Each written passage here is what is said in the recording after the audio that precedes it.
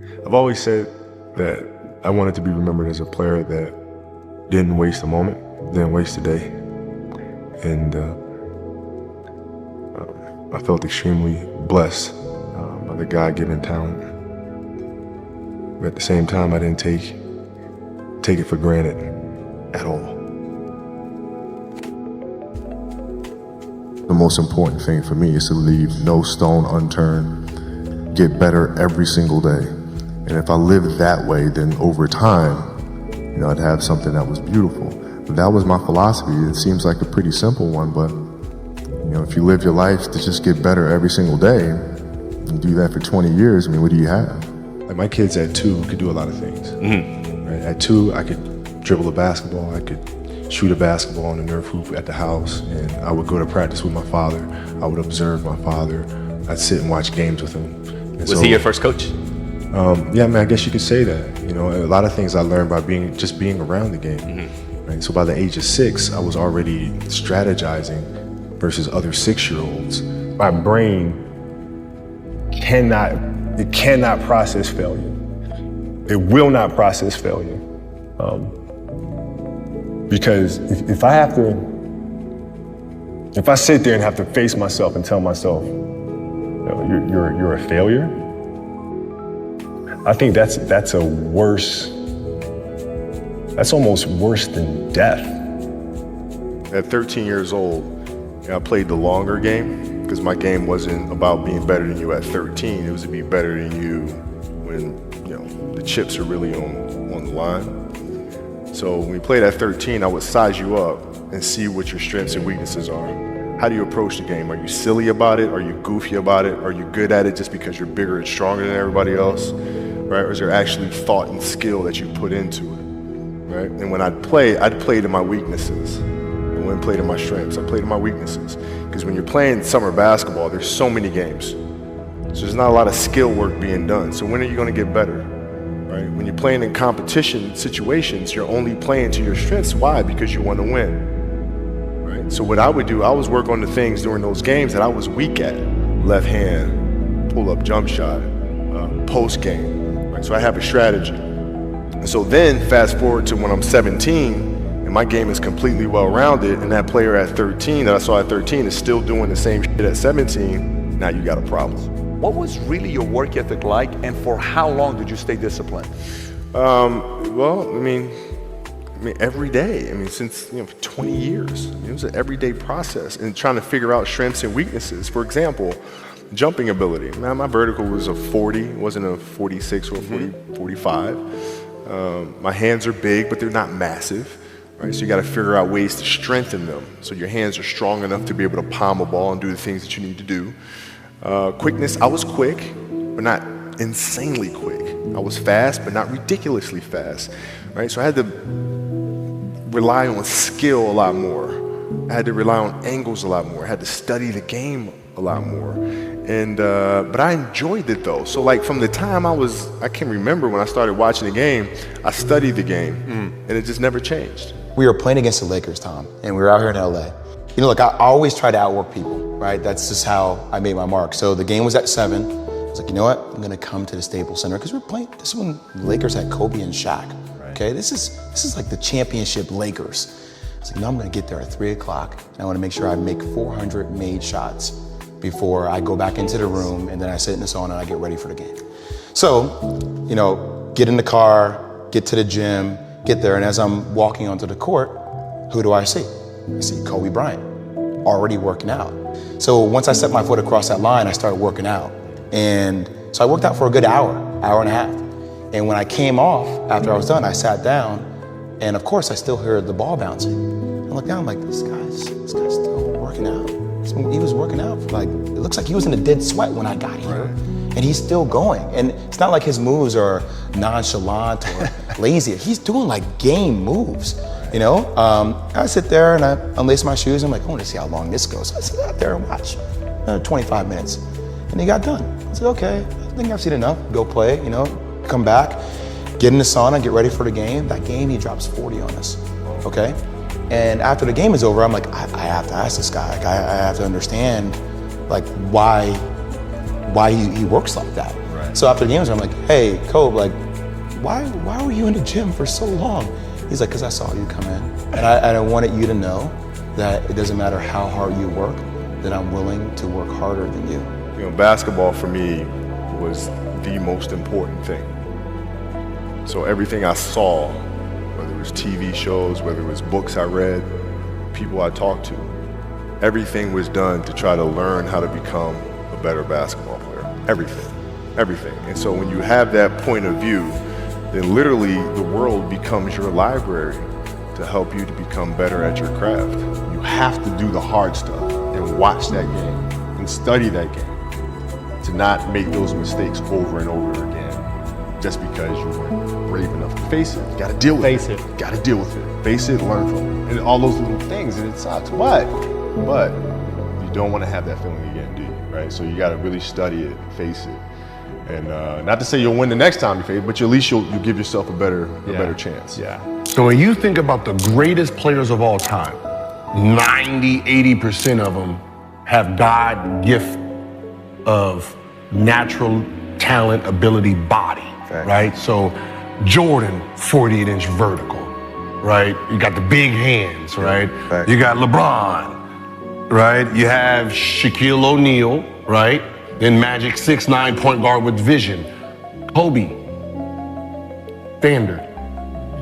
If I give you 6'6" and then took every 6'6" guard in the NBA and NBA history, you would never find him, right? You would never find Kobe because he didn't have big hands, right? He wasn't quick, he wasn't fast. 38-inch vertical, that's standard. Like if you don't have a 30-inch vertical, you're not even a shooting guard in today's game, right? And what he did with that body, it's like you took a S500 and he was pushing it like a Bugatti. That's what we look at. We look at the normal person fighting gods. Yes. There's a quote from one of my English teachers at Lord Marion named Mr. Fisk. He had a great quote that said, rest at the end, not in the middle. And that's something I always live by. I'm not gonna rest, I'm gonna keep on pushing now. There are a lot of answers that I don't have, even questions that I don't have. But I'm just gonna keep going. I'm just gonna keep going, and I'll figure these things out as we go, right? And you just continue to build that way. So I try to live by that all the time. You're playing against the Golden State Warriors. Score is 107-109. You guys are close to getting into the playoffs. You're about to take your shot, and then all of a sudden, boom. Falls down. Again, he's struggling. He's at the line to shoot free throws, so he can't be taken out of the game right now. Right after you're injured, you went on Facebook and you posted a lengthy blog. This is such BS. All the training and sacrifice just flew out the window with one step that I've done millions of times. The frustration is unbearable. The anger is rage. Why the hell did this happen? Makes no damn sense. Now I'm supposed to come back from this and be the same player or better at 35? How in the world am I supposed to do that? I have no clue. Maybe I should break out the rocking chair and reminisce on the career that was. Maybe this is how my book ends. Maybe Father Time has defeated me. Then again, maybe not. There are far greater issues and challenges in the world than a torn Achilles. Stop feeling sorry for yourself. Find the silver lining and get to work with the same belief, same drive, and same conviction as ever. One day, the beginning of a new career journey will commence. Today is not that day. If you see me in a fight with a bear, pray for the bear. I wanted to be one of the best basketball players to ever play. And anything else that was outside of that lane, I didn't have time for. At what age did that goal become crystal clear? I made that deal with myself at 13 years old. At 13 years old? 13 years old. That's the You deal were I made. crystal clear about it? Crystal clear. And where did inspiration come from? The love of the game. The love of the game, the challenge. Like I would watch Magic play, I'd watch Michael play, and I would see them do these unbelievable things, and I'd say, you know, can I get to that level? I don't know, but let's find out. Let's find out. And so that curiosity to see where I could push this thing led me down that path, I think. We were in Vegas for the start of training camp, and we're getting ready for the Olympics in Beijing. We're going to head to Beijing. And I wanted to establish myself as a young leader on the team by waking up bright and early, day one. So the goal was to be the first one at breakfast. So I set my alarm. I make sure I'm up by sunrise. I get out of bed. I put on my gear and I head downstairs. But when I get there, Kobe's already there with ice packs on his knees, drenched in sweat. Now, it took me a minute to figure it out, but this guy wasn't only awake before me. He had already worked out. He had just played in the finals days earlier. Meanwhile, I'd been off for months and I was still exhausted. What he had done that morning was incomprehensible to me. That dedication he had only days after falling short of an NBA championship. That taught me something I've never forgotten. Legends aren't defined by their successes. They're defined by how they bounce back from their failures. Doubt is such a strange thing. It's, there'll be times where you succeed and there are times that you fail. So wasting your time doubting whether you're going to be successful or not is pointless. It is. I mean, you just put one foot in front of the other, you control what you can't control, and then you see what the outcome is. Right? If you win, great, you're going to have to wake up the next day and do the journey over again. If you lose, it sucks, but you're going to have to wake up the next day and do the journey all over again anyway. Those times when you get up early and you work hard, those times when you stay up late and you work hard, those times when you don't feel like working, you're too tired, you don't want to push yourself, but you do it anyway. That is actually the dream. That's the dream. It's not the destination, it's the journey. If you guys can understand that, then what you'll see happen is that you won't accomplish your dreams. Your dreams won't come true. Something greater will. I think the greatest fear that we face is ourselves, actually. I think it's not anything that's external or anything that's superficial. I think the greatest fear you face is yourself, because we all have dreams, and it's very scary sometimes to accept the dream that you have. And it's scarier still to say, okay, I want that. It's scary because you're afraid that if you put your heart and soul into it and you fail, then how are you going to feel about yourself, right? So being fearless means putting yourself out there and going for it. No matter what, go for it. Not for anybody else, but for yourself.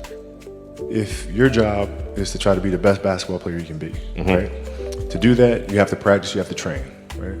You want to train as much as you can, as often as you can. So if you get up at 10 in the morning, train at 11, right? 12, say 12, train at 12, train for 2 hours, 12 to 2. You have to let your body recover. So you eat, recover, whatever. You get back out, you train, start training again at 6. Train from 6 to 8, right? And now you go home, you shower, you eat dinner, you go to bed, you wake up, you do it again, right? Those are 2 sessions. Right, now imagine you wake up at 3, you train at 4, you go 4 to 6, come home, breakfast, relax, blah, blah, blah. Now you're back at it again, 9 to 11, right? Relax, and now all of a sudden you're back at it again, 2 to 4, and now you're back at it again, 7 to 9. Look how much more training I have done by simply starting at 4, right? And so now you do that, and as the years go on, the separation that you have with your competitors and your peers just grows larger and larger and larger and larger and larger. And by year 5 or 6, it doesn't matter what kind of work they do in the summer, they're never going to catch up because they're 5 years behind.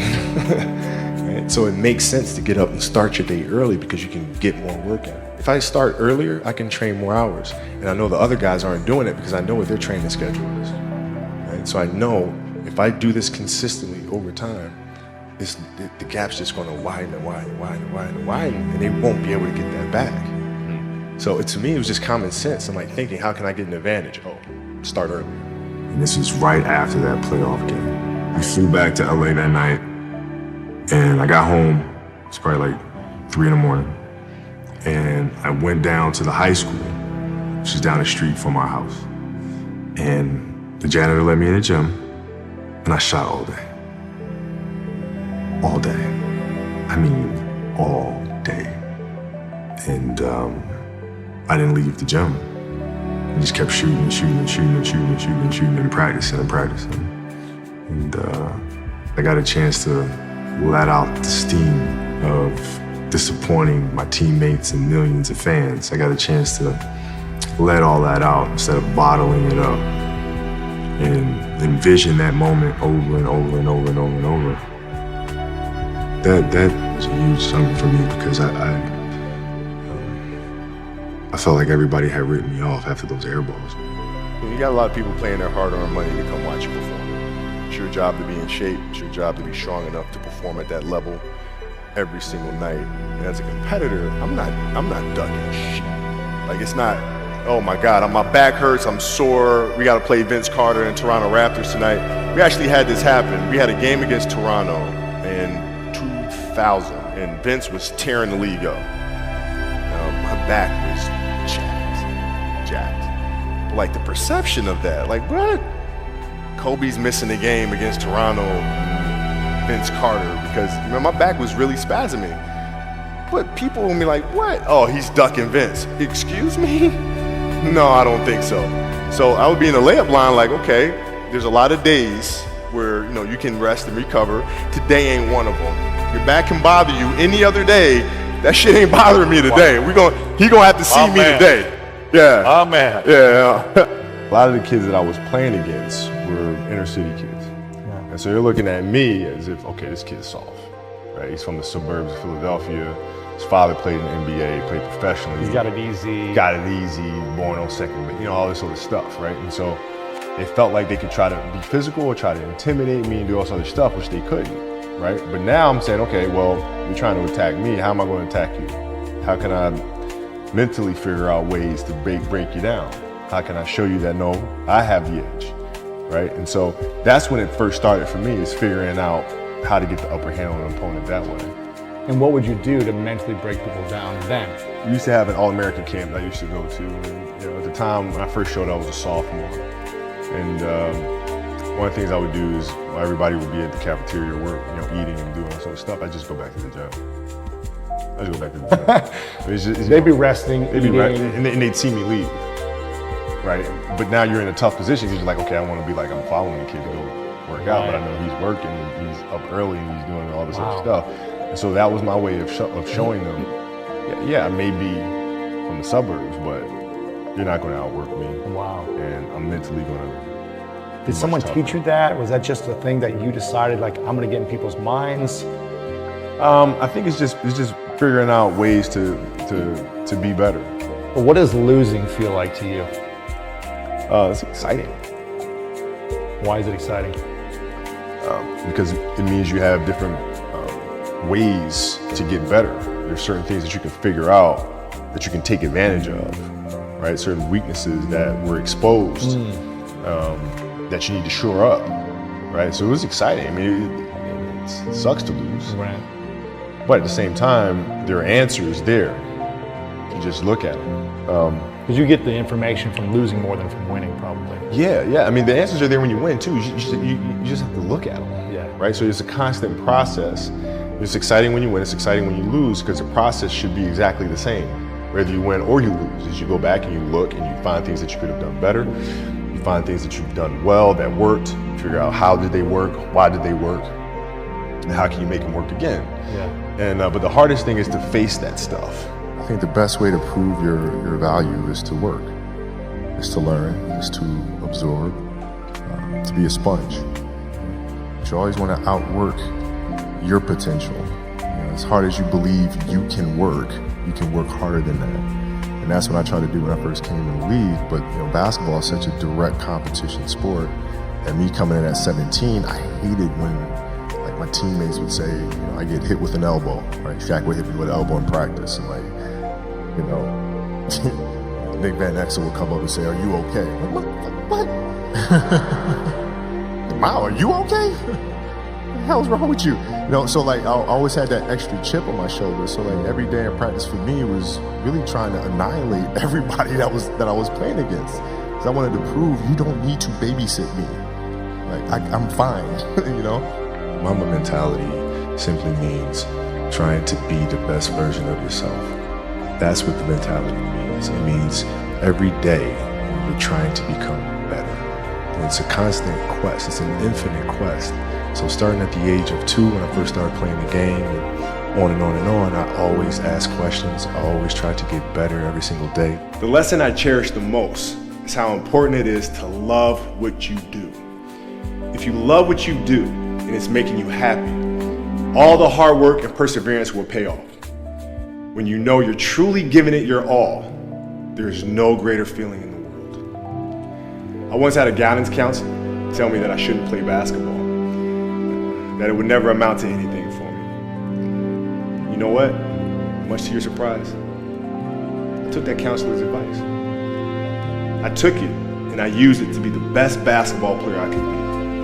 His negativity towards me made me stronger. You can't stop people from trying to limit your dreams, but you can stop it from becoming a reality. Your dreams are up to you. I encourage you to always be curious, always seek out things you love, and always work hard once you find it. So with that, I'll let you carry on with your evening. Please know I'm thinking of you, supporting you, and encouraging you.